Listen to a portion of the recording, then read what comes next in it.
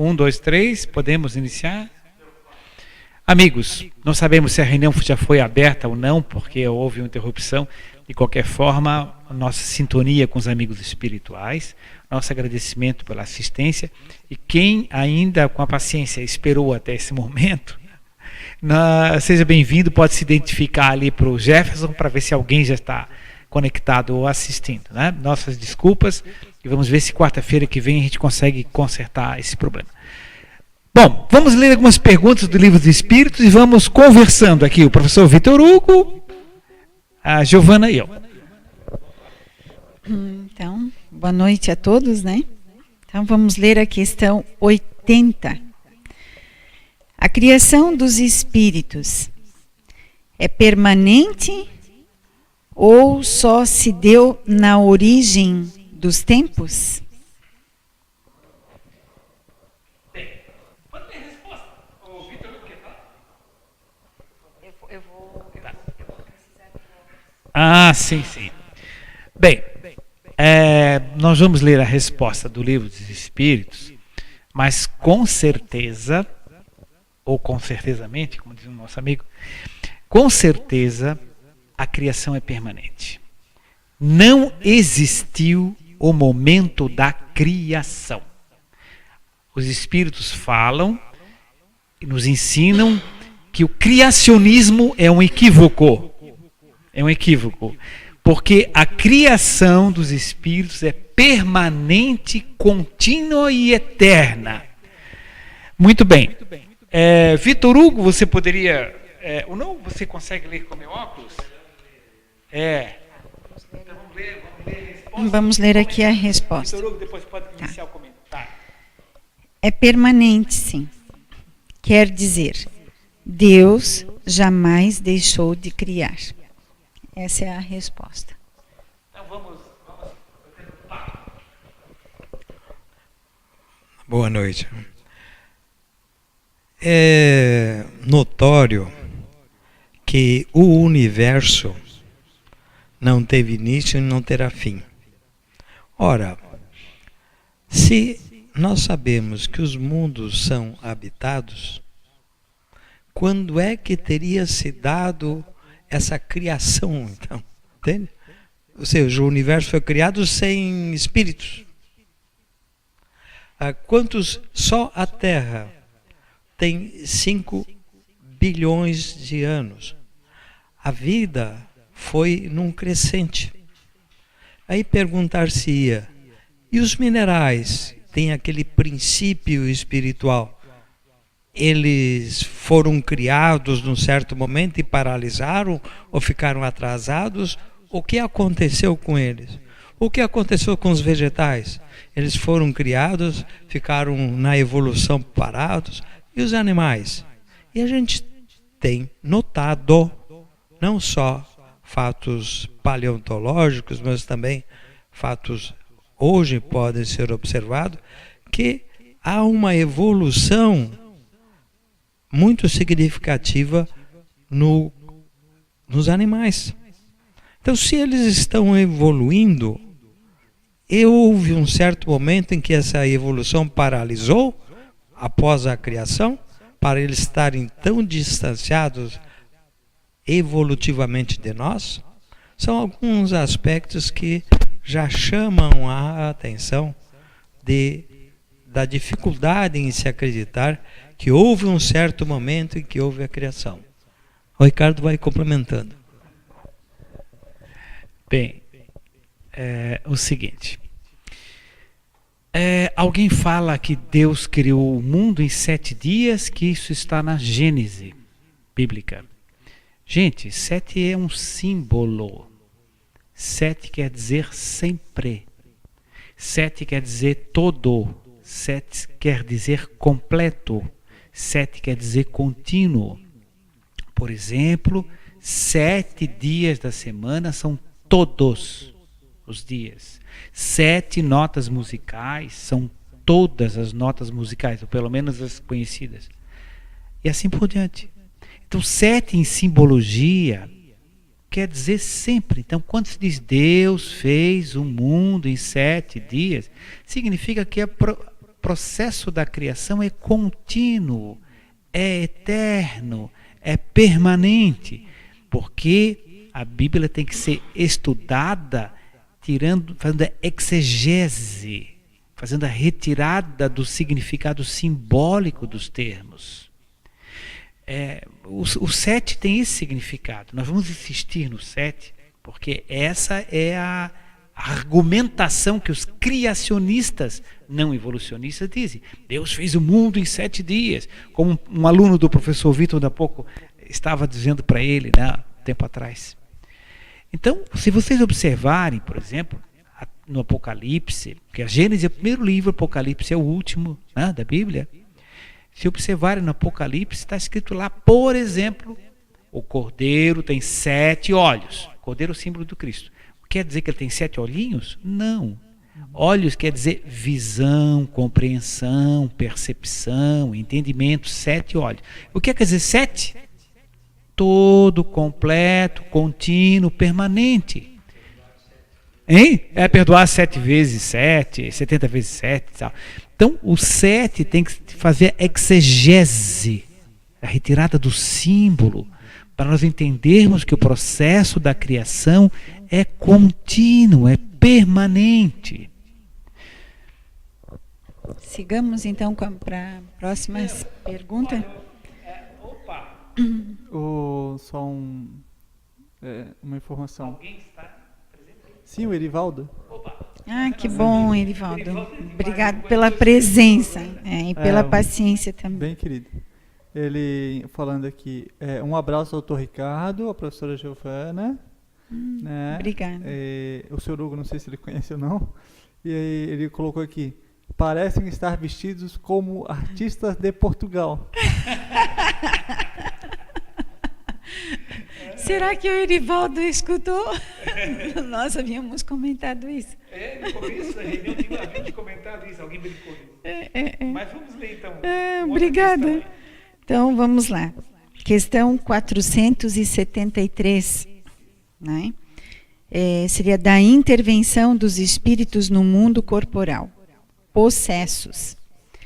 Pode um espírito tomar temporariamente o invólucro corporal de uma pessoa viva, isto é, introduzir-se num corpo animado e obrar em lugar do outro que se acha encarnado neste corpo? Resposta: o espírito não entra em um corpo como entras numa casa. Identifica-se com um espírito encarnado cujos defeitos e qualidades sejam os mesmos que os seus, a fim de obrar com ele. O encarnado é sempre quem atua, conforme quer, sobre a matéria de que se acha revestido. Um espírito não pode substituir-se ao que está encarnado, por isso que este terá que permanecer ligado ao seu corpo até ao termo fixado para sua existência material.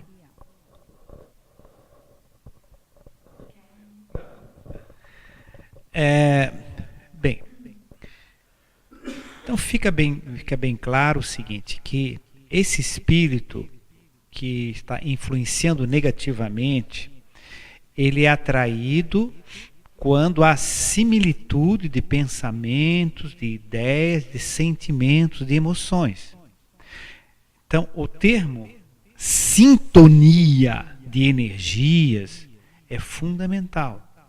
Então, só haverá essa fixação, essa aproximação dessa entidade quando houver sintonia de vibrações mentais, psíquicas. Isso é fundamental.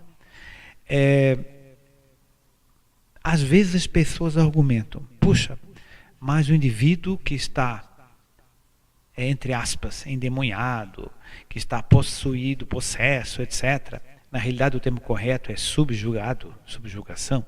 Depois a gente pode ver nos tipos de obsessão, né? Você poderia até falar um pouco.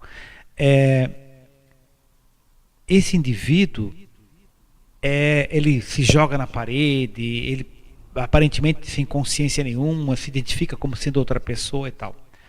Gente, se eu hipnotizasse o meu querido amigo Vitor Hugo, né, eu estaria aqui a 2 metros dele e diria assim: Vitor Hugo, está um calor infernal, são 42 graus. Aí Vitor Hugo tira o paletó e tira o casaco, né, e fica, meu Deus do céu, um ventilador e tal. Eu, professor Vitor Hugo, acorde. Que foi? Entende? Gente, eu estou a 1 ou 2 metros dele, estou teoricamente hipnotizando. Eu não estou dentro do corpo dele, eu estou entrando em sintonia intensa com ele, e o campo vibratório dele estaria sendo dominado pelo meu campo vibratório, o hipnotizador e o hipnotizado. Então não estou entrando dentro do cérebro dele, eu estou sentado a 1 ou 2 metros de distância. É o mesmo processo, né? E essa questão dos tipos de obsessão, subjugação e tal.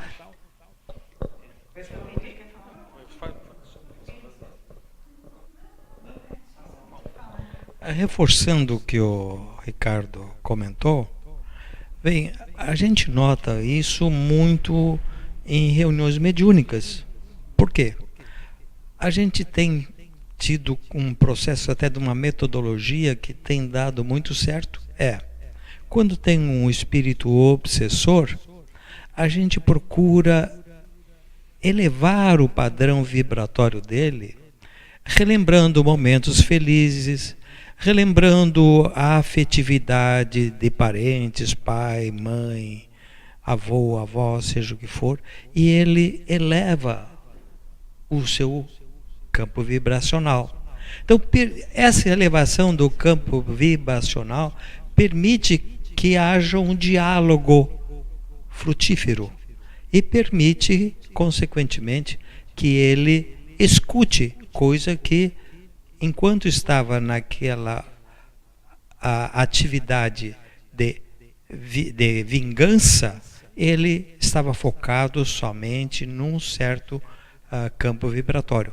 Elevamos esse campo vibratório através desses comentários, instigando a lembrança de fatos mais amistosos e amorosos, ele acaba escutando.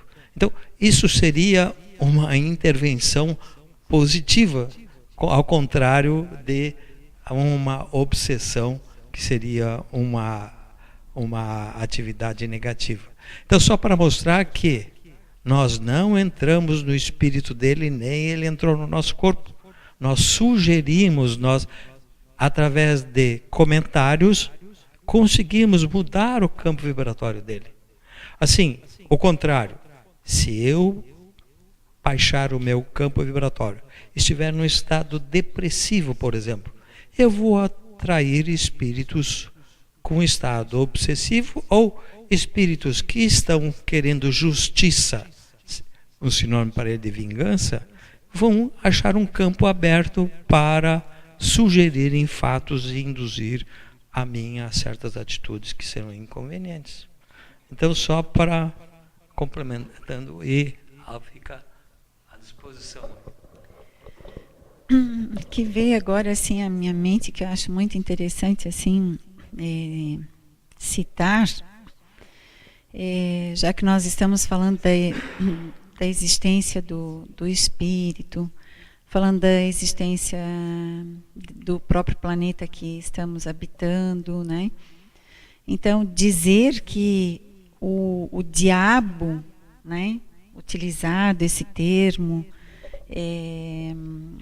por várias denominações religiosas, inclusive, na verdade não tem nada a ver com a questão em si que nós designamos, que na obsessão é um demônio que está possuindo, né, a determinada pessoa. E sabemos, né, hoje, graças a todo o trabalho, pesquisa de Kardec, que esses tais demônios são espíritos, né, que estão numa vibração, numa frequência como que são pessoas, exatamente, e como disse o seu Vitor Hugo, né, que estão num processo de vingança e em virtude desse estado, que é um estado psicológico, patológico, que faz com que tenha, então, revele-se de uma forma negativa, em que um encarnado, que também é um espírito, mas que no momento está encarnado no plano físico, está recebendo essa influência negativa, porque também está num processo patológico. Então, não é um demônio com asinhas que está ali naquele momento, né? Estou colocando isto, que eu sei que, lógico, para os espíritas, né, já é um assunto corriqueiro, todos nós sabemos, porque temos acesso às obras e tudo mais. Mas aqueles que ainda designam, né, falam, lembrando que não são demônios, né? Aliás, a palavra demônio nem é ligada a essa... Tem um outro significado, né? Vitor? Nesse momento me veio à mente o filme Ghost, em que há a incorporação do espírito naquela atriz, né? É uma forma cinematográfica de apresentação. Absolutamente aquilo ocorre. O que ocorre é uma indução perispírito a perispírito. Não há uma incorporação, esse termo até é inconveniente, mas ele é adotado.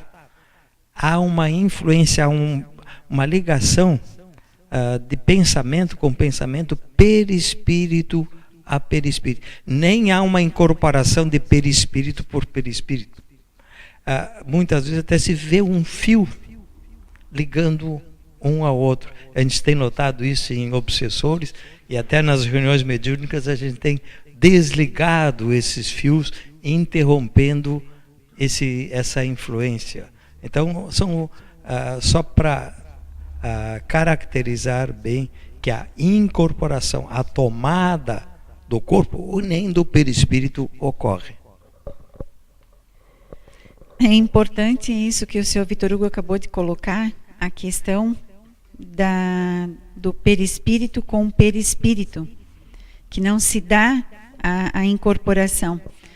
Então, por isto que nomes como perispírito, por isso que a gente precisa estudar, compreender a doutrina espírita, para entender, então, quando nós falamos do perispírito, porque aqueles que não aceitam vão ficar na ideia da incorporação mesmo, do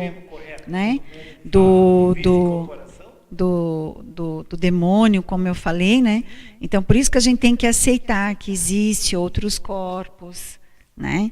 E que sabemos que muitos não têm acesso e dizem assim, não, mas isso é uma questão da doutrina espírita. Não, isso é um processo de conhecimento universal, que todos nós teremos esse conhecimento ou vamos entender isto melhor, né?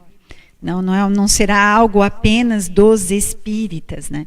E, na verdade, no que você está perguntando, seria o quê? Um choque anímico em que o médium dá o quê? Um transe psicofônico, né? Exatamente, né? Então, é psicofonia, né? Como ela citou. Há mais alguém que está acusando a presença por enquanto? Ok.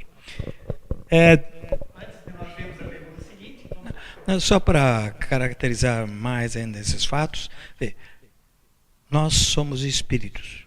Assim como nós temos maior capacidade ou treinamento no desenvolvimento da hipnose, do magnetismo, os obsessores também formam equipes especializadas que se juntam, aliciam espíritos obsessores especializados em hipnose, espíritos obsessores especializados em magnetismo, para atingir os fins a que estão propostos.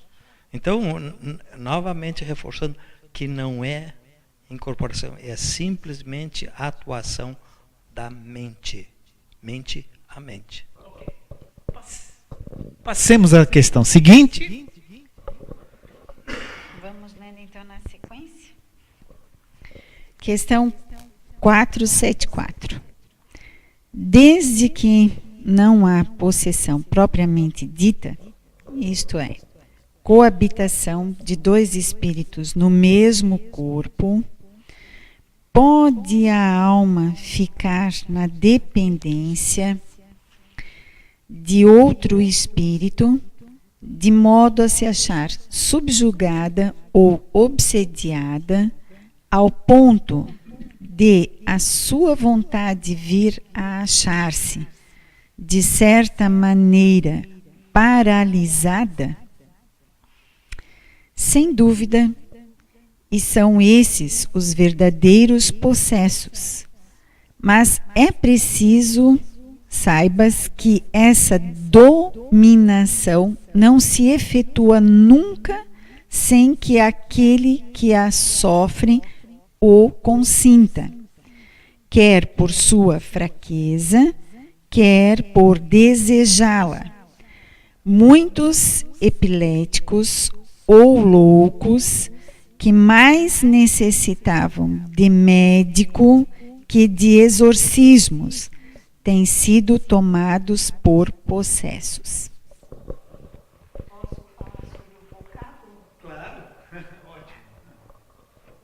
Então, o vocábulo possesso, na sua acepção vulgar, supõe a existência de demônios, isto é, de uma categoria de seres maus por natureza. E a coabitação de um desses seres com a alma de um indivíduo no seu corpo. Pois que, nesse sentido, não há demônios e que dois espíritos não podem habitar simultaneamente o mesmo corpo.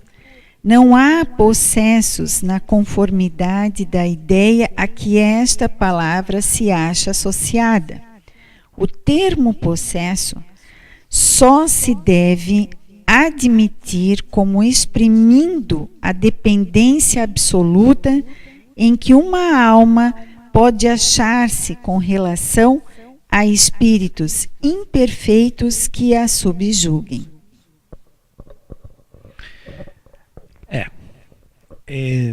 Na realidade fica bem claro, e o termo o indivíduo estar possuído é substituído hoje em dia por subjugado, porque as obsessões, as influências dos espíritos nocivos, elas são graduadas em 3 níveis. Simples. Obsessão simples. Depois a de fascinação. E por último nós temos a subjugação. Isso. Esta subjugação é quando o indivíduo ele dá essa impressão que um espírito está dentro dele. Mas já foi bem explicado, né? Então, não se usa mais possuído ou endemoniado, nada disso. É um processo de subjugação. Está sendo subjugado, é um processo temporário, pode ser curado, né? E quando diz ali que o indivíduo que ele a deseja, tal, não é assim, eu quero ser subjugado, não é isso. É no sentido de que ele vibra num certo pensamento, numa certa energia, entra no www.porcaria, né? Ou tristeza, e o que acontece? Entra nesse canal e uma entidade conecta, liga-se. Então é uma questão de sintonia. Essa sintonia pode ser fortíssima, intensa, longa, né? Ou não. E quando é subjugação, o indivíduo fica completamente envolvido por essas energias próximas a ele, como disse o nosso colega, uma ligação de perispírito, e se vê até um campo energético que dá a impressão, quem olha externamente, como fossem fios, ou um fio ou vários fios, né? É um campo energético, né, no caso, né?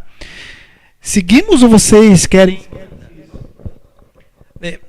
Uma coisa que cabe salientar é que O amor une. Mas o ódio também. São sentimentos. Então, eu me socorrendo num certo momento do meu anjo da guarda, ou seja, a quem eu tenho uma afetividade muito grande e ele reciprocamente, também o ódio une, são sentimentos. Então, eu causei algo drasticamente, horrivelmente a alguém. Esse alguém vai querer justiça, que para muitos casos significa vingança. Eu fico assustado quando eu vejo na televisão, queremos justiça. Não, o que eles estão querendo é vingança mesmo, porque a justiça seria outra coisa. Bom, tem um relato dos espíritos que um espírito havia praticado muita atrocidade e para dar um descanso a ele reencarnou como um deficiente mental e fisicamente e mentalmente, tal, com deficiência. Mas para dar um descanso à ação dos vingadores. Num certo momento que esse espírito que estava lá isolado ligou-se o seu pensamento nos fatos anteriores, os obsessores acabaram encontrando. Então, o ódio une, o amor une. São formas de pensamento, são campos vibratórios que se sintonizam e se ligam. Assim, é muito significativo também, a gente tem tido em experiências nas nossas reuniões mediúnicas, em que verdadeiros demônios são descritos, com chifres, lanças, pés de pato, e etc, etc. E, no entanto, com gotas de luz, no entanto, com envolvimento por energias, aquela forma zoantroposizada vai se dissipando e ele vai readquirindo a forma humana. Então, caracterizando o que ele obteve, ele desenvolveu aquela forma, como ele mesmo disse, eu sou respeitado dessa forma. Caso contrário, ele é respeitado pelo terror, pelo temor.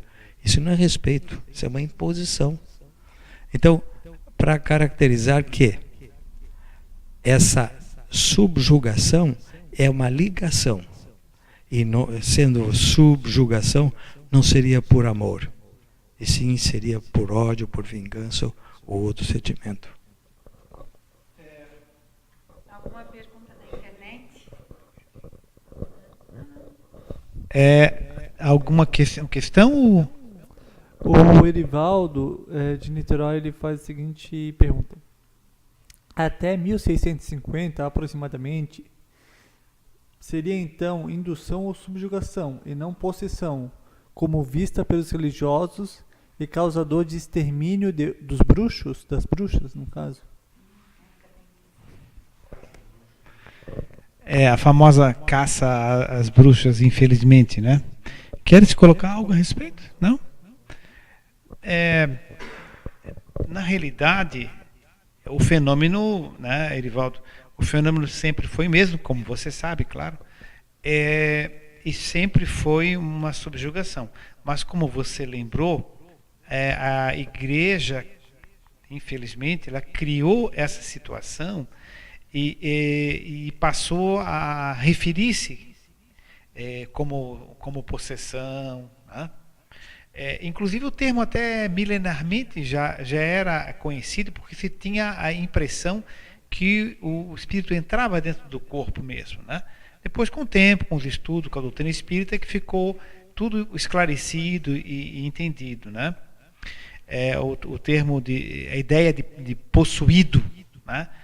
Ou de possesso, é uma ideia até secular, milenar, mas foi reforçada durante o período da Inquisição, né? As pessoas que tinham percepções, inclusive mediúnicas, e se dissessem, elas seriam torturadas ou queimadas vivas, enfim, tudo isso que todo mundo conhece a história, né? Se vocês quiserem. Até diria assim, nos dias atuais ainda, né, que infelizmente nós temos nas telas dos cinemas filmes que não exemplificam de forma tranquila a questão da possessão. Então nós temos ali, como é o caso do Exorcista, que há uma participação de um padre, mais toda uma assistência, e que vai sendo acompanhado aquele caso de uma família, e mostrando cenas das quais a gente sabe que não se opera daquela maneira, assustando as pessoas e dificulta para aqueles que não têm acesso ao conhecimento, como eu disse no começo, a entender o que é um perispírito, a entender que não são demônios, né? Mas infelizmente ainda há essa conexão. Por isso que nós estamos então reforçando que não existem esses demônios, né? E que infelizmente a palavra da subjugação, dizer que o que ocorre com o médium, que ao receber o espírito, ou seja, essa aproximação do espírito, que há esse choque mediúnico para o transe, né, da psicofonia, não é revelado dessa maneira, porque ainda se ignora, né, para algumas partes ainda é ignorado esse conhecimento. Por quê? Porque o que está ainda nas telas do cinema, na televisão, filmes que ainda reforçam essa ideia, que eu diria assim, secular, né, ainda de uma figura que foi criada, né, na realidade. Tem uma data que o Erivaldo mencionou, 1650. Ele poderia dar uma especificação dessa data que se refere a algo que eu não me recordo agora? Talvez ele tenha uma especificação sobre essa data melhor. Enquanto aguardamos a resposta do Erivaldo, Vitor, queres colocar algo? Depois vamos passar à pergunta seguinte. Vê só como o conceito acaba tendo muita influência até nas atitudes e fatos. O termo possessão. Então, se imaginava que o obsessor possuía o corpo. Então, qual era a forma de eliminar o obsessor? Queimar o médium, que daí estaria queimando o espírito também. Então, qual era o destino das bruxas, dos médiums? Fogueira, porque estaria queimando o obsessor também.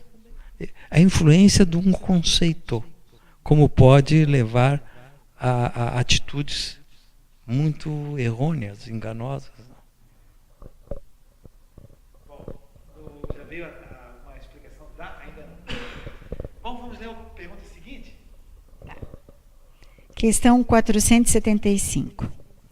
Pode alguém por si mesmo afastar os maus espíritos e libertar-se da dominação deles? Resposta: sempre é possível, a quem quer que seja, subtrair-se a um jugo, desde que com vontade firme o queira.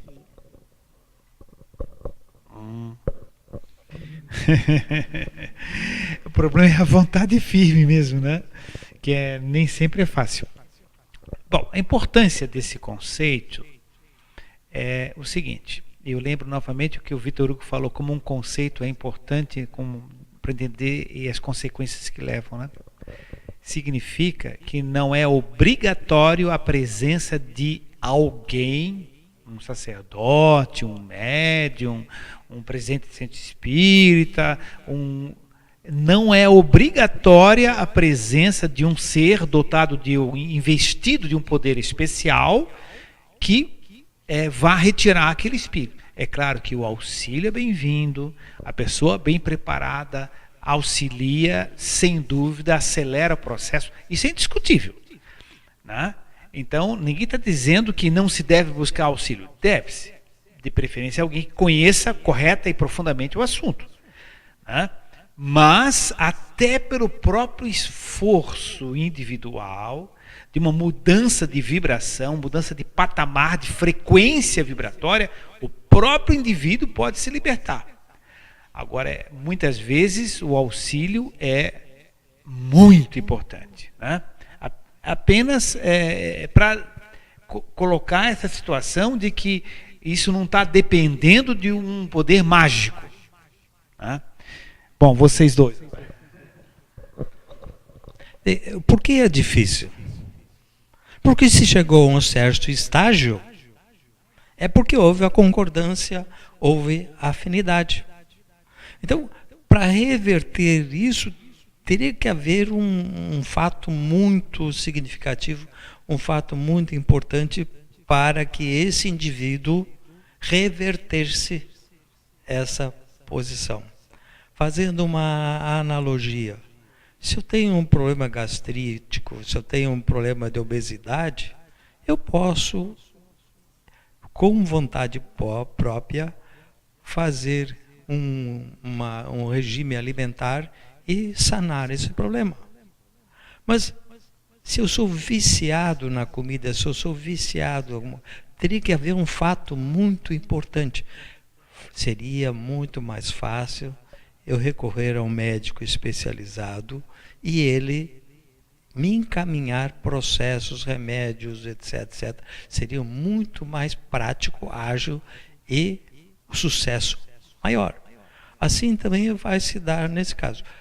Se esse espírito estava viciado na afinidade com o outro, é muito difícil ele, de repente, a não ser que surgisse um fato muito significativo na vida, que ele conseguisse espontaneamente reverter. Então, é muito mais prático, ágil, produtivo e eficiente ele recorrer ao médico, a um médium, a uma pessoa gabaritada espiritualmente, conhecedora do processo, para haver a reversão desse fato.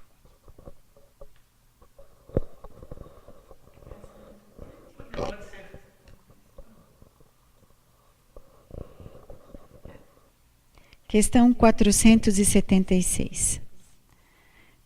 Pode acontecer que a fascinação exercida pelo mau espírito seja de tal ordem que o subjugado não a perceba? Sendo assim, poderá uma terceira pessoa fazer que cesse a sujeição da outra? E nesse caso, qual deve ser a condição dessa terceira pessoa? Quer que eu leia novamente? Pode ler a pergunta novamente. Tá. Então vamos por partes. Pode acontecer que a fascinação exercida pelo mau espírito seja de tal ordem que o subjugado não a perceba? Sendo assim, poderá uma terceira pessoa fazer que cesse a sujeição da outra?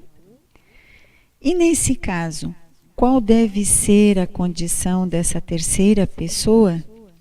Resposta: sendo ela um homem de bem, a sua vontade poderá ter eficácia, desde que apele para o concurso dos bons espíritos, porque... deixa eu me arrumar aqui. Porque, quanto mais digna for a pessoa, tanto maior poder terá sobre os espíritos imperfeitos, para afastá-los, e sobre os bons, para os atrair. Todavia, nada poderá, se o que estiver subjugado não lhe prestar o seu concurso.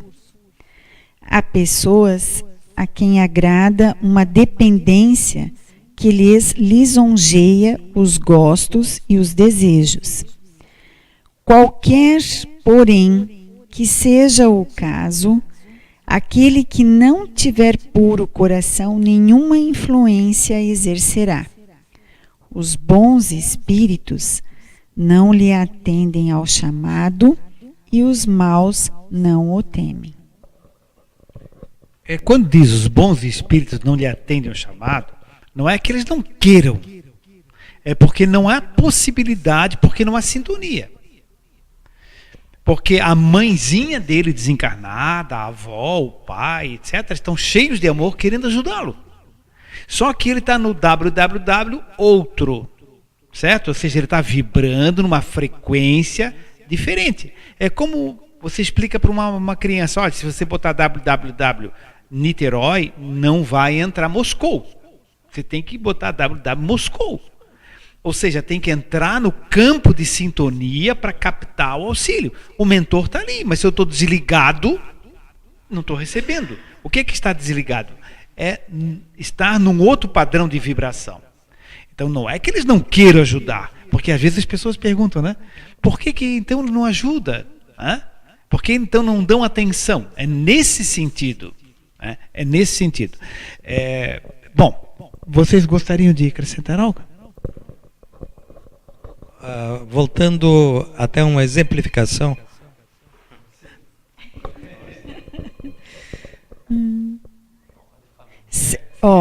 Querem que eu vou reler a resposta, porque ela é bastante complexa, né? Então, sendo ela um homem de bem, isto, a sua vontade poderá ter eficácia, desde que apele para o concurso dos bons espíritos. No caso ali, quando fala da pessoa, é aquele que está ajudando, não é isso? A pergunta, é bom você segurar o microfone, porque assim facilita eu poder segurar aqui, tá? Então, a primeira pergunta é a seguinte: pode acontecer que a fascinação exercida pelo mau espírito seja de tal ordem que o subjugado não a perceba? Resposta: sendo ela um homem de bem, a sua vontade poderá ter eficácia, ou seja, a vontade da pessoa, né, que está passando desde que apele para o concurso dos bons espíritos. Porque quanto mais digna for a pessoa, tanto maior poder terá sobre os espíritos imperfeitos, para afastá-los, e sobre os bons, para os atrair. Né? Sendo assim, poderá uma terceira pessoa fazer que cesse a sujeição da outra? Bem, todavia, não poderá, se o que estiver subjugado não lhe prestar o seu concurso. Há pessoas a quem agrada uma dependência que lhes lisonjeia os gostos e os desejos. É aquilo que o senhor Vitor Hugo falou antes, né? Aquele que está obstinado, né, tanto ao amor, vai atrair o amor. O outro que não está com a vontade plena, com o exercício da sua renovação pessoal, ou numa prece constante, verdadeira, ele vai continuar nesse processo. Aqui fala, né, que a pessoa a quem agrada uma dependência, né, então, ou seja, essa dependência, tem pessoas que gostam de, por exemplo, a partir do momento que acontece algo de bom, ela sente saudades daquele estágio negativo, como você às vezes brinca, né? Tem gente que tem saudade do obsessor, né? Ou seja, não quer mudar, não quer dar um salto, né? E quando ela fala estar em prece constante, não é estar rezando constantemente. Sim, só para ficar claro, né? Então, estar em prece constante, como ela diz, se o indivíduo está sorrindo, se o indivíduo está fraterno, se ele está atencioso, ele está numa forma de prece. Exatamente, porque a prece não é uma oração decorada. A prece são as nossas próprias atitudes constantes, né, de renovação, de esforço, de vontade. Isto é uma prece, porque nós estamos nos beneficiando, né? Exatamente. Mas como eu estava querendo me referir anteriormente, aquele exemplo novamente da reunião mediúnica, em que o obsessor vingativo não enxerga o anjo da guarda, o espírito que está querendo auxiliar. Então, a sistemática que nós adotamos é fazer lembrar de momentos felizes, fazer lembrar de entes queridos. Ele muda o campo vibratório, ele passa a ver as pessoas. Então a gente só sugere ele, olha, veja ao longe quem está chegando, tal. A gente não está vendo ninguém que está chegando, não sabe nem quem é. Aí ele chega, minha mãe, meu pai, ou minha filha, meu filho. Ou seja, ele mudou o campo, passou a ver. E aqueles espíritos estavam querendo ajudar há tanto tempo. A exclamação de uma mãe, oh meu filho, há quanto tempo estou querendo conseguir um momento como esse, e só agora eu consegui.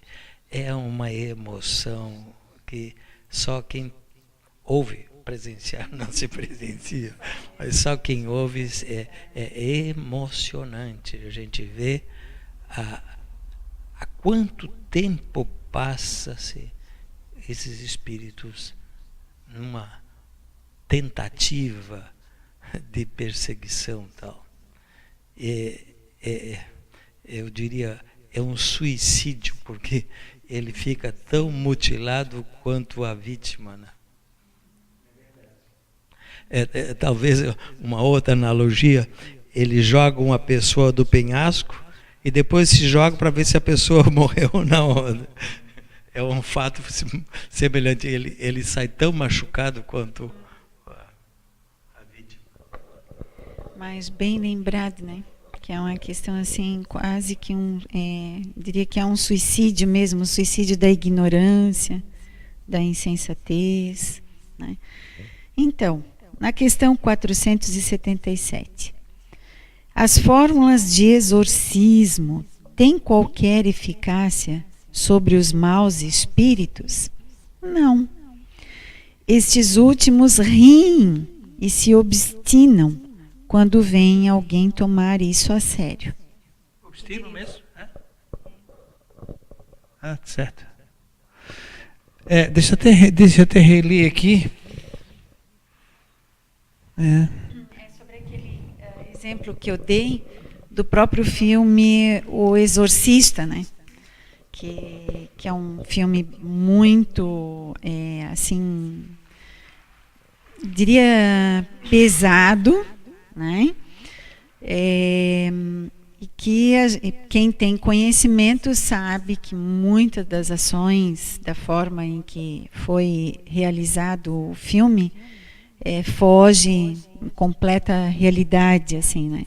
Então, pode ver aqui que a resposta é não, né? Queres ler aqui novamente? Não, ótimo. As fórmulas de exorcismo têm qualquer eficácia sobre os maus espíritos? Resposta, não. Esses últimos riem e se obstinam quando vem alguém tomar isto a sério. É claro que aqui está se referindo a fórmulas mágicas, sinais mágicos, né? Nesse sentido.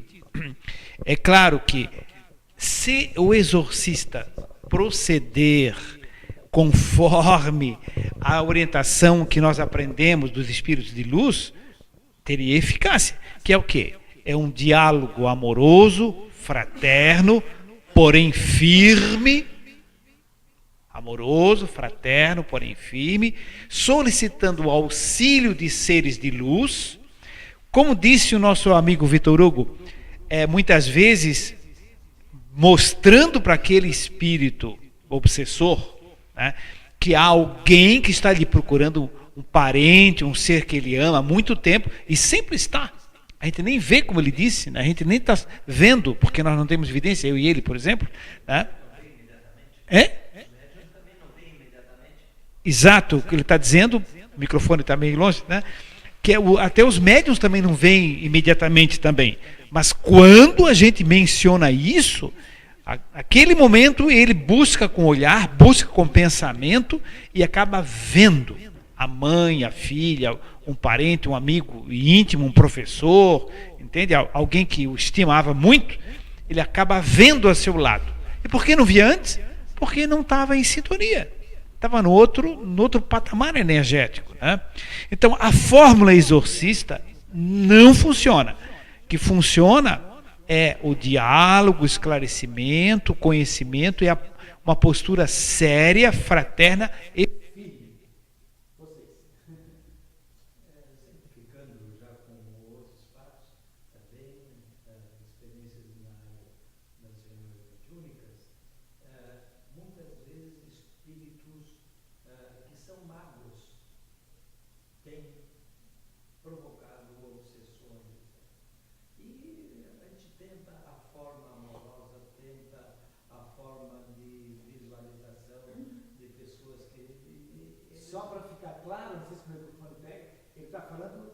ele está falando de magos das trevas, evidentemente, né, Vitor?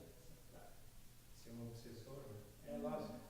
Entende? Então, ele até ali, essa técnica aí é conhecida, isso aí não bem, fica ali. Aí adota-se outra sistemática, que é a hierarquia no campo do conhecimento. E normalmente esse sujeito lembra aquele teu professor, aquele teu mestre e tal.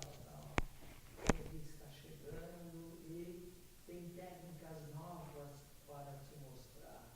Isso motiva ele a seguir com aquele mestre. Até religiosos da Inquisição muitas vezes se manifestam. E a gente tem que apelar para superiores hierárquicos do bem, né? Do bem para convencê-los a mudar de opinião, que julgam dezenas de espíritos sob a alegação que estão praticando a justiça.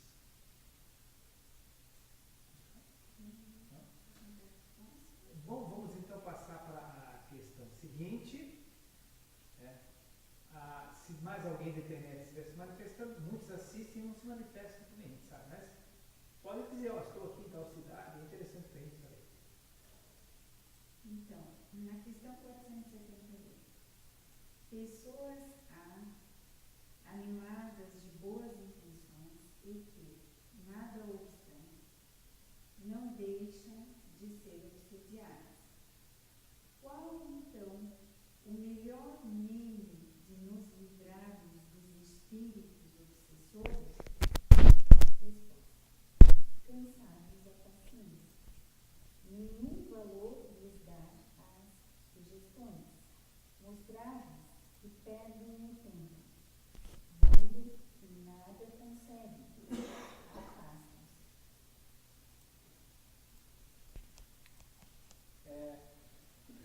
O Jefferson pediu um momento lá, não sei se o microfone está com algum problema. Tem que ler a pergunta? Vamos lá. Isso. Então, a questão, dando continuidade aqui, é questão 478. Pessoas animadas de boas intenções e que, nada obstante, não deixam de ser obsediadas. Qual, então, o melhor meio de nos livrarmos dos espíritos obsessores? Resposta: cansar-lhes a paciência. Nenhum valor lhes dar as sugestões, mostrar-lhes que perdem o tempo. Vendo que nada conseguem, afastam-se.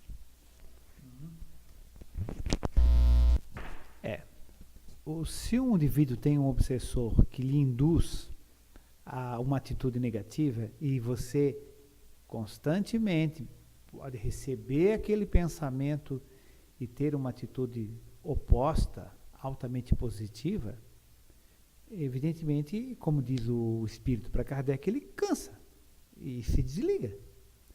Porque se alguém começa a dizer, olha, tem tanto dinheiro ali, não vai fazer falta, não sei mais o que, tira um trocadinho para você, porque você está precisando tal, e você tem claramente aquela postura, isso não me pertence, isto é roubo, isso é ilícito, vai gerar uma consequência, né?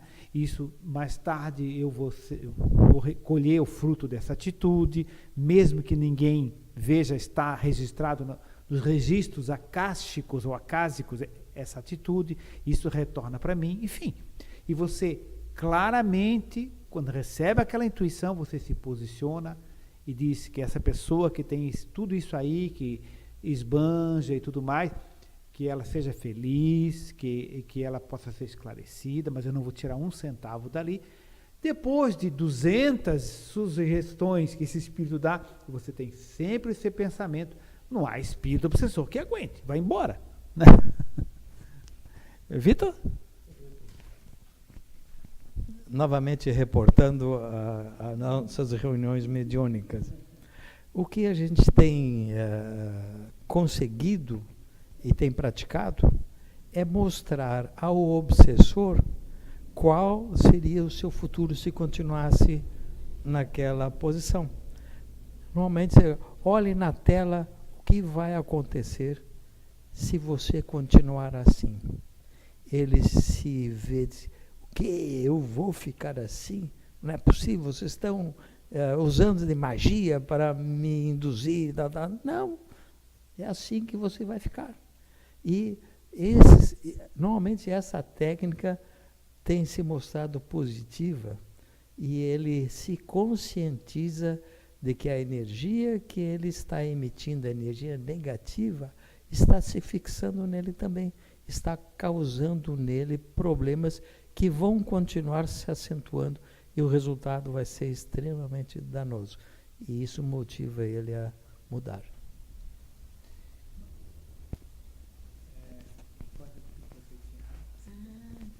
Bem, são 9h30 ou 9h31, não sei se confere aí. Faltam minutos, 9h29. Tem alguma observação? Alguém está presente, está acusando? Por enquanto, não. Então, meus amigos, encerrando a nossa reunião, eu vou pedir para a Giovana fazer o encerramento e eu quero lembrar o seguinte, estamos com um problema na internet, nós vamos tentar consertar para a próxima semana e depois nós vamos organizar algum esquema provavelmente novo. Então, se por acaso tivermos dificuldades nas próximas reuniões, nós vamos pedir para o Carlos Salinas para ele passar as reuniões anteriores gravadas, passar ali. Mas, de qualquer forma, vamos tomar as providências. Bem, nesse momento, vamos agradecer mais uma vez a espiritualidade amiga, pelo amparo, pela assistência que nos dão e sempre podemos contar com esses amigos que na reunião desta noite podemos observar que essas questões das obsessões, elas acontecem ainda, existem esses processos ainda, porque ainda nos vinculamos psiquicamente a determinados vícios que necessitamos transpor, já que estamos em busca do nosso crescimento. Por isso, que possamos levar essas reflexões, levar também esses ensinamentos a muitos que também necessitam operar essa transformação dentro de si. E assim, agradecemos esta oportunidade, agradecemos aos internautas, ao Erivaldo pelo carinho constante e mais uma vez agradecermos à espiritualidade amiga e que possamos retornar aos nossos lares com essas energias, levando essas energias também a todos aqueles que se aproximarem de nós, recebendo esse amparo, esse abraço amigo. Que assim seja.